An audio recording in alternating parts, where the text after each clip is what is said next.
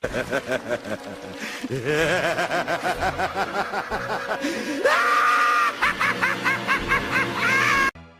evening, guys.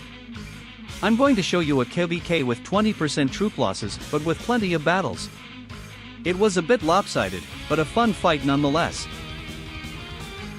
Upon entering the war, I saw that Cupid was holding King's Landing with his friends, so I decided to attack it. I captured the city and dealt him significant damage. He was one of the players we hurt the most during this kingdom war, as you'll see throughout the video. We were constantly attacking and jumping. Since holding the castle wasn't an option, we were matched against a whale, an incredibly strong player, so whenever we attacked, we had to jump away. If we captured the Lord, we had to release him to avoid being tracked. They had 2 accounts with Sapphire Dragons and the ability to lock the castle, while we only had mine, so it was very dangerous.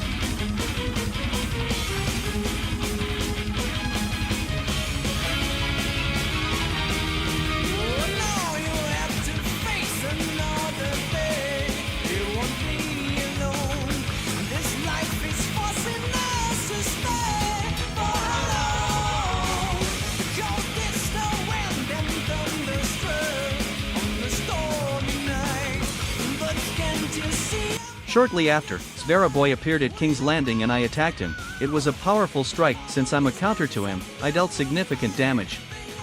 Then, my friends and I devised an excellent strategy. We saw that Cupid was at King's Landing reinforcing their whale player.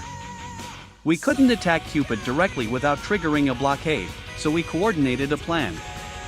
We asked Diga to solo the whale's castle, which was stationed at King's Landing, purely as a distraction, allowing Goofy and Palladino to attack Cupid without interference.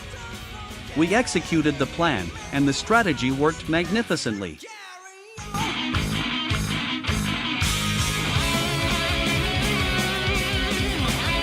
I think that after this War of the Kingdoms, I think that Cupid and Sveraboy will have nightmares about K332. While EIA didn't take much damage in Diga's attack, it was really to cause distraction, to scare him while we attacked at the same time with 3 castles. It was an incredible move. I'll show you the report of Goofy and Palladino's attacks.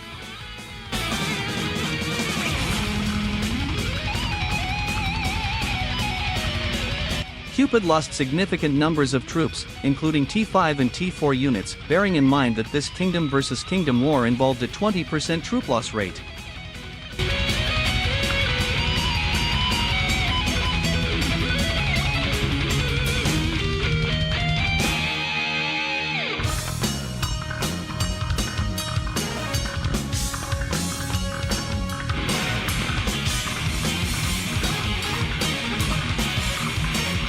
Towards the end of the Kingdom War, we calculated the timing of the whale in the other kingdom. I used my blockade on Sveraboy and immediately launched a rally. Clarinox had used a blockade. We thought she had left the area since Palladino had zeroed her out earlier, so I started the rally.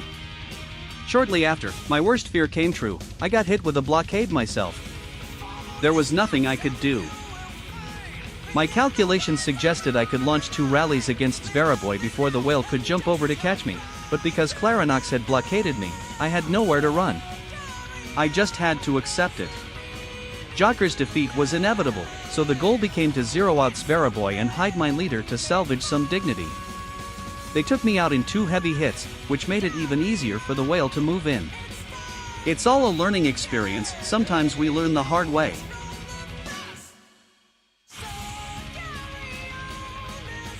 We had nothing else to do. As incredible as it may seem, in the end we managed to beat this KvK. The whale for some reason went to sleep right after this hit and we filled K and GSLA and DA and G. We held it until the end, and with that score we achieved the historic turn.